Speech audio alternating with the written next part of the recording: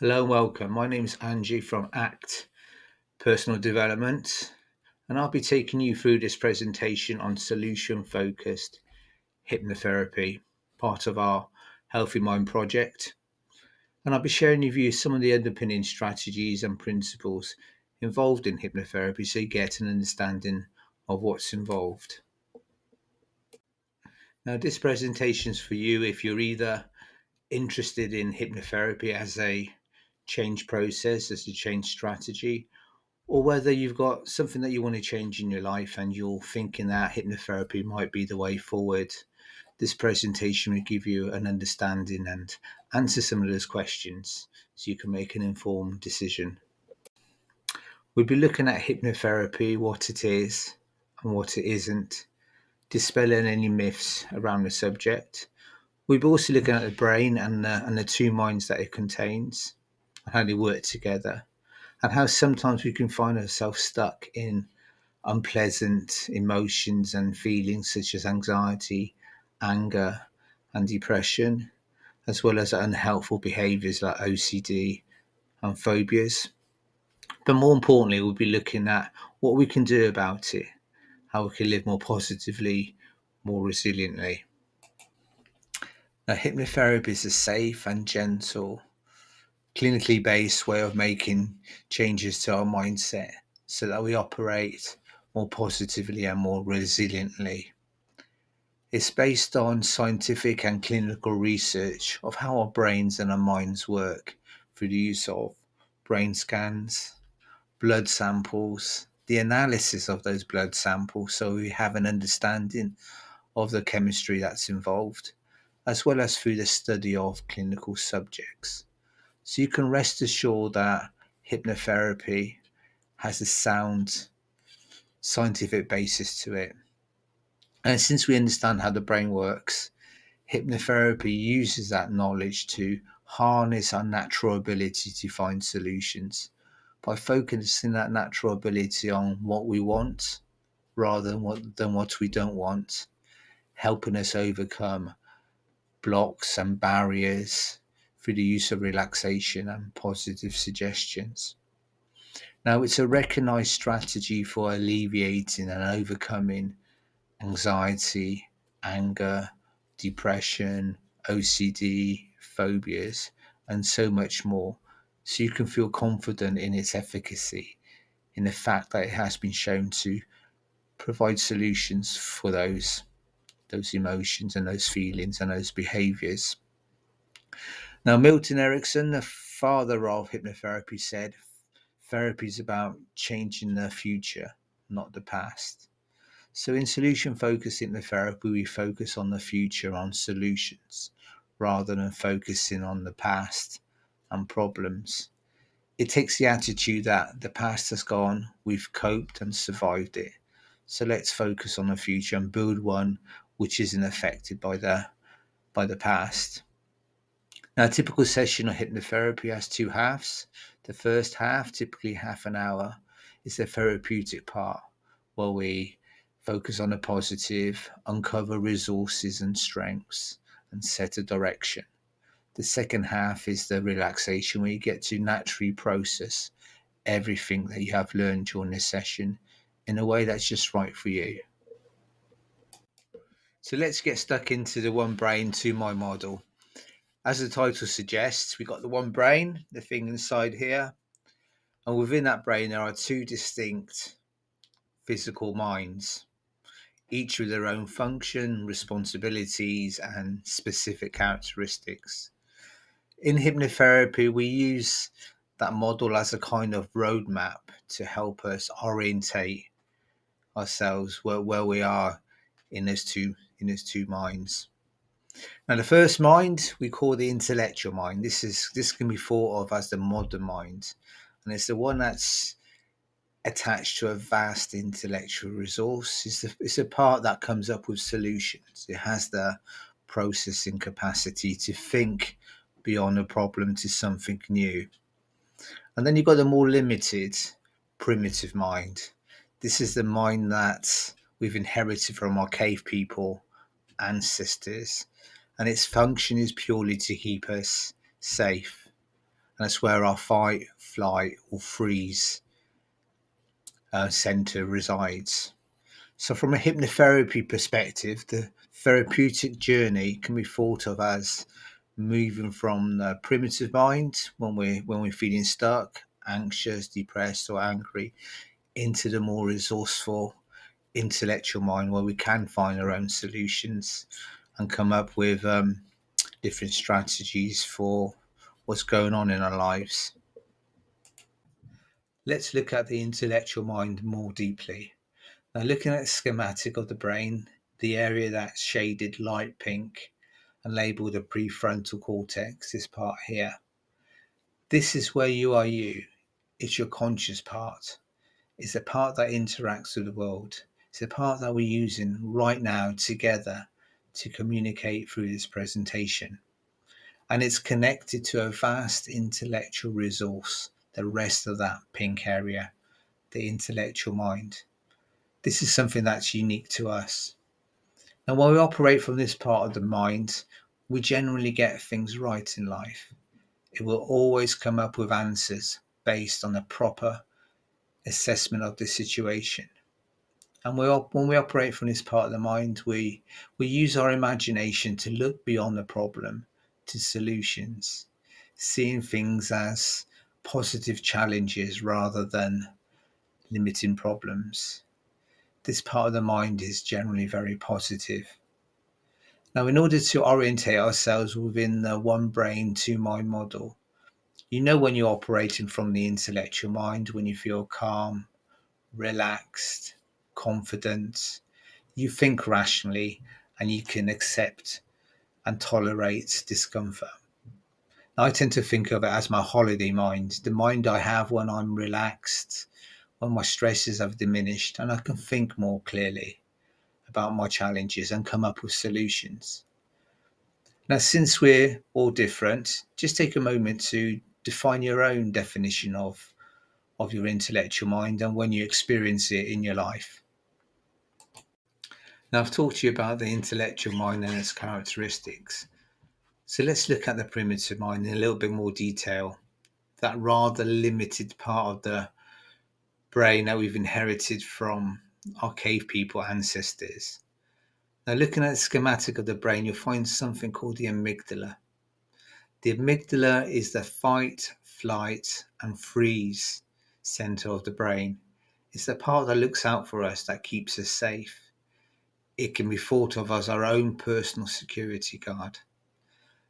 Now, the amygdala is connected to another primitive part, the hippocampus. This is where we store our memories and our experiences, as well as those unhelpful and limiting patterns of behavior, thought, and feelings. It can be thought of as the library of our lives. The amygdala is also connected to the hypothalamus. This is where we regulate the chemicals within our body and mind, and it can be thought of as the chemist. Now, all three of those elements come together to form the primitive mind, whose function is to keep us safe. The primitive mind operates from the primitive parameters of anxiety, anger, and depression. Anxiety was useful to our ancestors because it kept them safe. It kept them on red alert so they didn't get eaten by saber-toothed tigers and other wild animals. Depression was useful because it helped them hide from danger in a cave until the danger had gone. And anger was one way of raising their energy so that they were able to defend themselves against wild animals and wild tribes people. So in order to orientate ourselves within a one brain, two mind model, when you're operating from the primitive mind, when you're experiencing anxiety, anger, depression, and various associated behaviours such as OCD, phobias. Now, whilst we are modern day human beings, we still have got that primitive mind and those behaviours and traits from our ancestors. We've just adapted them to our modern day context and our social lives, our work lives, and our private lives. So let's look how the two minds work together, in particular around an anxiety provoking event I've chosen to use a polar bear to represent that. So imagine you run into a polar bear, what would happen? Well, your anxiety levels would go up, you lose intellectual control, blood would drain from that part of the brain into the big muscle groups, the primitive mind would take over, and a fight, flight, freeze response would be triggered. Your heart rate will increase, you'd get sweaty, your stomach would churn, and you'd be off like a shot. Now, in the circumstances of a polar bear, that response will be entirely appropriate. You'll be pleased. Unfortunately, that's the same in modern life when we run into redundancies, bereavements, financial difficulties, illness, COVID. Our anxiety goes up, and it can be quite a gradual process. The primitive mind takes over and responds in those primitive parameters of anxiety, anger, and depression. Now, when that event passes, when that polar bear wanders off, we relax and we recover that intellectual mind. Blood flows back into there, and we can think clearly and rationally and get on with the rest of our life. Now, what can happen in very extreme traumatic events or in a series of repeat significant anxiety events, that event could be remembered in the hippocampus, in the library of our memories, purely from the perspective of the primitive mind, that fight, flight, freeze response. So when that event occurs again in our lives, we respond in the same way in that fight, flight, freeze response. And it could be around public speaking. One bad experience can mean that next time you go up, you remember and respond in the same way. In that fight response, it could be walk into a room with strangers. It could be that phobia response.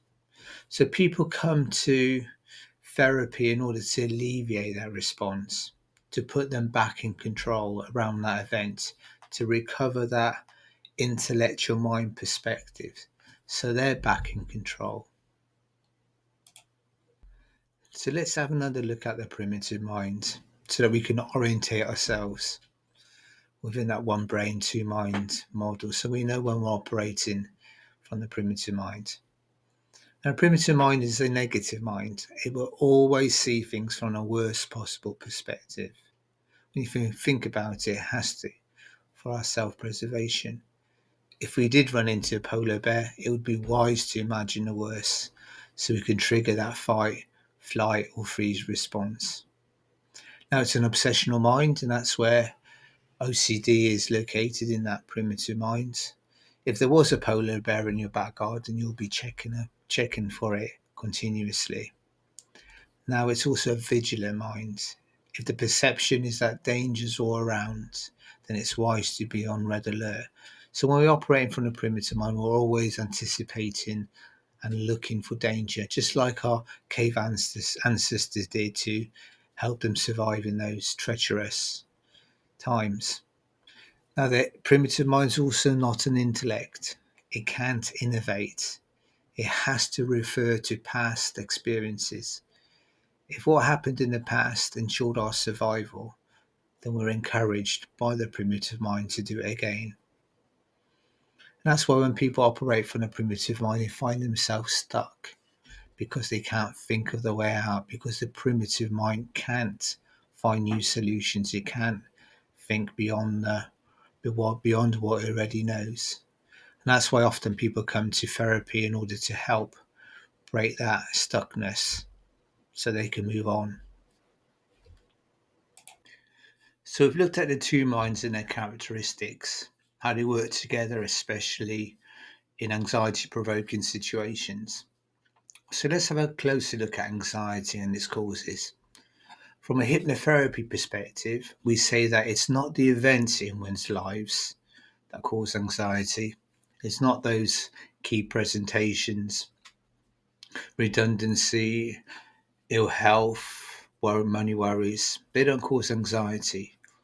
It's the thought patterns around the events. Now, the reason we say that is if it was the events, then everybody attending those events would be suffering from anxiety. And we know that not to be true. Some people will feel confident and relaxed when doing presentations. Others will be full of self-doubt and self-consciousness, and redundancies where some people see it as a positive opportunity, a challenge to do something different in their lives, whereas others will be full of anxiety and concern. So it must be something individual, specific to the individual. And we say it must be our thought patterns. Now, on the surface, that may not sound like good news, but actually it is. Because as they are our thought patterns, our reactions, we can do something about them. We can't always change those external events. We might have to do that presentation. We might have to face losing our jobs. But what we can do is we can change how we think and react to those situations. We can change that file in that library of our minds. Now, every negative thought is converted into anxiety. So whenever we think a negative thought via the primitive mind, that gets translated into the body as a feeling of anxiety. So we think a negative thought, and the chemist, the hypothalamus within our minds, injects stress hormones into our bodies, adrenaline, cortisol, and they create an effect on our bodies. Our heart starts increasing, our hands go sweaty, and we start getting all tense in readiness for our fight flight response. So all our negative thoughts are translated into anxiety. Now, the other interesting thing about the mind is it can't tell the difference between reality and imagination. If we imagine a worst case scenario, as per our primitive mind, then guess what? That gets translated via the chemist into that physical reality, that heart rate, that tension. So negative thought creates negative reaction. Now the good news is the opposite is true. If we take back control and start to imagine positive outcomes, guess what? The hypothalamus puts in relaxation hormones into our body, so we relax and gain access to that critical thinking, that intellectual mind, and we get to use all that solution focused, solution finding abilities. Now, so in many ways, therapy, especially hypnotherapy, could be thought of as very simply the journey of noticing that primitive mind response, that tension in the body, and then doing something to relax in order to gain access into the intellectual mind so we can come up with a solution around the presenting situation, that presenting event. So it's quite a simple strategy. Notice primitive mind, do something to develop access into the intellectual mind. Now, every negative thought we have is accumulated and stored, and we probably like to say it's stored in the stress bucket in our emotional body. So the stress bucket is really an analogy to help us picture the fact that we have limited capacity within this emotional body. Now, every negative thought we have and every negative situation, all those little polar bear events we have in our lives, create some kind of stress reaction which gets stored in that stress bucket. We'll be talking in a minute about what to do about that stress bucket and how to empty it. Now, I've talked to you about the stress bucket and how it represents our capacity to deal with the emotions of our day. Now, if we didn't have a way of emptying that bucket, over time that bucket would fill up through accumulation. And the primitive mind would take over because it will recognize that we're in overwhelm, too much going on, and we're in danger. So we'll step in for the use of anxiety, anger, and depression. And I'm sure you've had moments in your life where you've been a little bit overwhelmed, and it's only taken one small thing to get you to be a little bit angry or feeling a little bit frustrated or anxious. Fortunately, we do have a way of emptying that bucket, and that's called REM sleep, rapid eye movement. I'm sure you've heard of that phrase.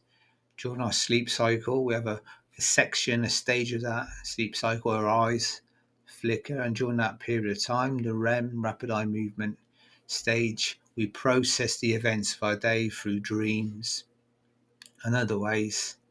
And we take the emotional content of our day from our emotional body, the primitive mind, and we process it and move it into the intellectual mind, where it no longer has an emotional grip on us, where we've got control over it. So when we wake up in the morning, we feel better, we're more relaxed, we can think more clearly and deal with the challenges of the day.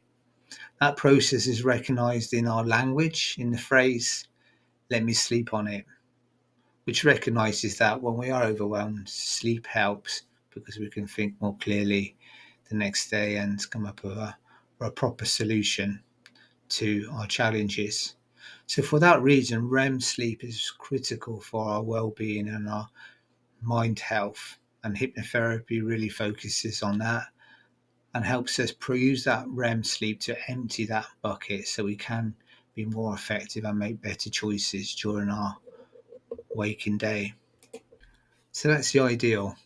We go to sleep at night, we empty our stress bucket through REM, wake up in the morning feeling refreshed, clear minded, ready to carry on with the rest of our day. So, what happens in the situation where people suffer prolonged periods of anxiety, debilitating periods of anxiety? When that situation, the stress bucket's full, it's overflowing, there's more demand on us than we can deal with. So the primitive mind takes over because it senses danger and it wants us to keep safe. And it operates from one of the primary parameters of anxiety, where we start worrying, where we're on edge, looking out for danger, and we have concerns flagged in our body mind system. Now, REM, sadly, is only 20% of our sleep pattern. So when we have too much in our stress bucket, REM may not be sufficient to empty that bucket. In fact, often when we've used up our quota of REM and our bucket is still full, the primitive mind will wake us up because it senses that there's danger. It wakes us up about 2 o'clock in the morning or something very early so that we can deal with the perceived danger of the primitive mind because our stress bucket's full. Now we end up in a vicious cycle. The more we have in a stress bucket, the more time we spend in the primitive mind, and the more we feel negative, the more we're encouraged to feel negative, and it becomes a vicious cycle. We don't sleep well, we perform worse, that has anxiety, that fills our stress bucket, we don't sleep very well, and it becomes a vicious cycle. Now I'm going to talk to you about what we're going to do about that and what we do in hypnotherapy about that in a few slides from now. So let's look at depression, what happens when we suffer from depression. Now, very similar to anxiety, our stress bucket's full, it's overflowing. When there's too much demand on us, whether from external sources or from internal expectations. Now, in that situation, the primitive mind takes over in order to keep us safe, and it uses one of the primary primitive responses of depression to withdraw us from the situation, to bring us back into the cave so we can stay safe until that danger is past. Now, REM, the thing that we use to empty that stress bucket, is very energy sapping. Sometimes we overdo it in an attempt to empty that bucket, and that exhausts us. And we end up in a vicious cycle. In an attempt to empty that bucket, we're encouraged to sleep more and more, sometimes all day, which makes our depression and anxiety worse and worse. So when we sleep in that attempt to empty that bucket, we often don't take action to empty the things that are in our bucket, doing the small changes and small actions that can make a difference and empty that bucket and get us into action. We just end up sleeping or withdrawing from life in that kind of well-known depressive feeling. Now, I'll be talking to you a little bit more about what we do in hypnotherapy in the next slide around depression and anxiety. So let's look at what we need to do to get the real you back. The first thing is we need to restrict how much we're piling into our stress bucket so that we don't feel overwhelmed and it's not too much demand. And that could be through just prioritizing what's most important. what's next important, and realizing that we don't have to do everything all at the same time. Some things could be put to one side when you get the time and when you have the energy. The next thing is just focusing on the positive things in our lives. Often when we're suffering from anxiety, depression, we focus on the negative, on the primitive mind. So by focusing on a positive, we break that association with the primitive mind and gain access into that intellectual mind when we are calm, relaxed, and we can think more clearly. Also focus on making sure you're sleeping better. After all, that's one of the key elements of well-being, emptying that stress bucket through effective and beneficial sleep. And finally, in hypnotherapy, we use relaxation tapes in order to listen to just before you go to sleep at night, just to help you empty that stress bucket and utilize that REM as effectively as you can so that you do wake up in the morning feeling more positive and ready to carry on with your day. So, what else can we do in order to alleviate ourselves from anxiety, depression, or even anger? Now, this next strategy is called the 3P strategy. It's a key element of solution focused hypnotherapy, and it comes from our ancestors, our cave people ancestors. And it's a strategy they use to move from the fight, flight, the primitive reaction to their environment into the intellectual mind, where they're able to think more clearly and take control of the environment rather than being in response to it. It helped them discover fire, make clothes from animal hides, invent tools like the flint hammer, and it even helped them, even made them sort of draw pictures inside caves to depict what was going on in their lives. So it's a very powerful strategy. And since we are evolved from those ancestors, we also have that strategy. And the 3P stand for positive action, positive interaction, and positive thinking. Now, when our ancestors hunted and gathered and provided successfully for their family, they got rewarded. Not only did they survive more comfortably, but they also got some chemical reward that promoted well-being and made them feel good and encouraged them to do that behavior again. And that is the first P, positive action. The second P, as humans, as individuals, we're not very good at surviving. We haven't got the claws or the jaws in order to fight or bite. We're not really that good at running or even climbing trees. So in order to survive, we need to work together. We need to be part of a tribe. So when our ancestors interacted positively with others, they got a reward.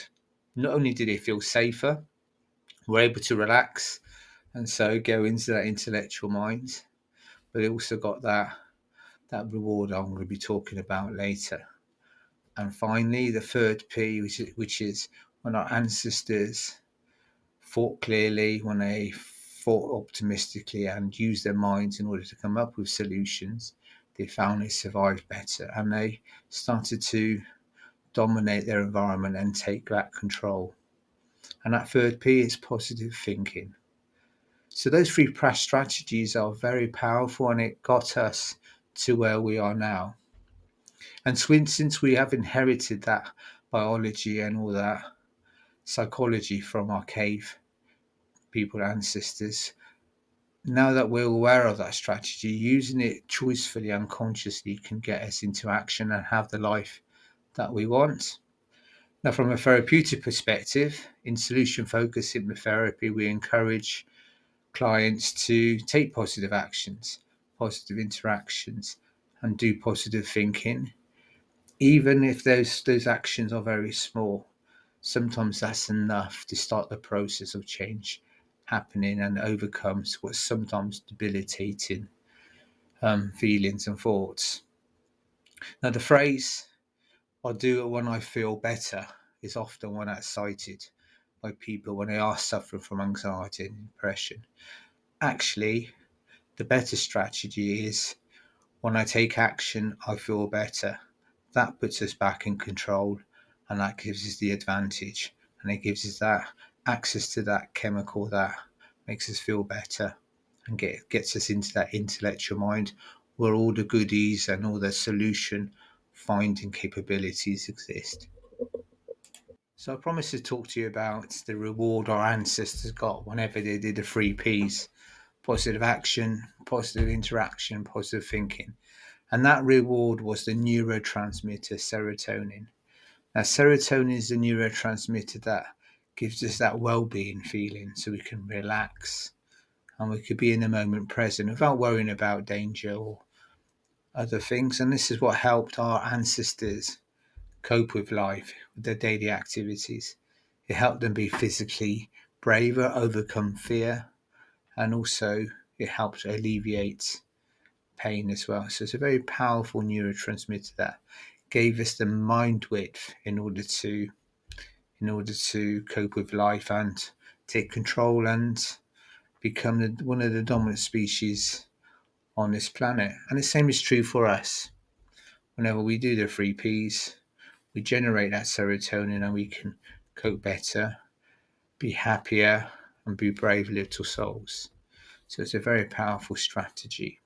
In many ways, it's the antidote to anxiety, anger, and depression. That's not the whole story, but it is an element of that story. Whenever we consciously choose to do the three P's, we get back in control, we get access into the intellectual mind of us, all its solution finding capabilities, and we can move forward in our lives in control rather than being controlled by the polar bears and events of our life. A hypnotherapy session comprises of two halves.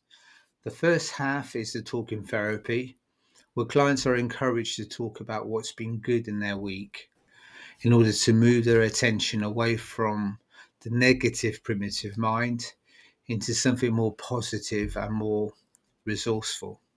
We talk about the three P's: positive action, positive interaction, and positive thinking, as well as moving our attention to beyond the problem, where it's no longer an issue, and how different life would be.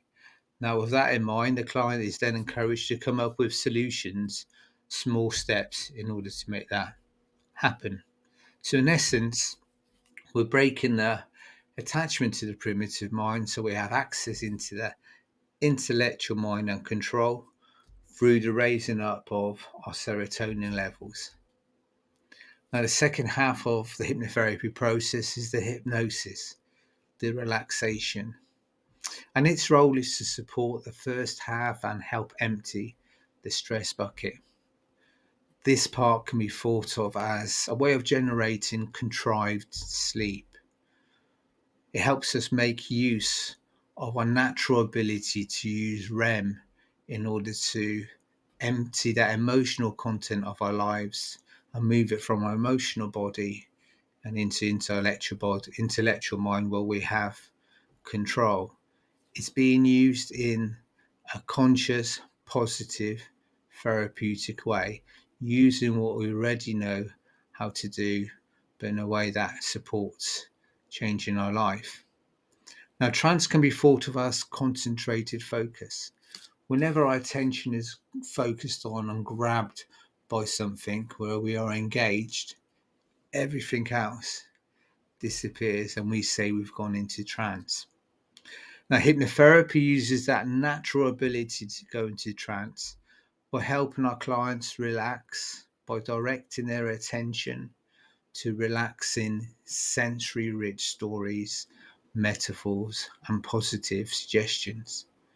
And in that relaxed state, they can process those unhelpful emotions and memories in a way that's safe, in a way that's guided by their emotional intelligence, using a rate of change that's appropriate for them, so they're always in control.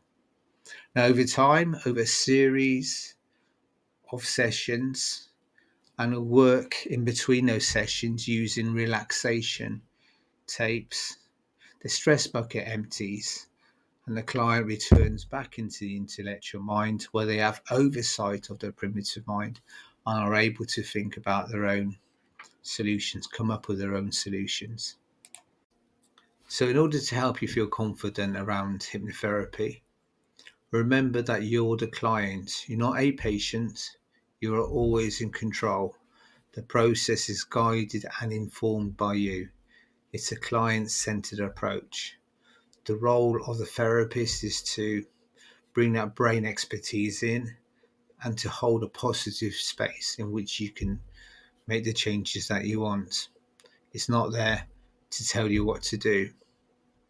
Now, all reputable hypnotherapists operate according to codes of conduct and have an oversight from the regulatory authorities. So they're not working independently, they have some oversight. So do the research, find somebody that you feel comfortable with and are happy to enter into a therapeutic relationship with. Now, despite what you may have seen on some of those entertainment hypnosis programs, hypnotherapy is different. The clue's in the word therapy. We're here to help you overcome those primitive mind responses to the events and polar bears in your life. Finally, going forward, I hope you have found this very light touch journey through solution focused hypnotherapy useful, and that it's giving you a roadmap so you have an understanding of what it is and its potential. If you want to find out more, then contact us at actpd.co.uk or acthypnotherapy.com. We'd love to hear from you and answer any questions. And just finally, just to wish you all the best in your life from Angie ML.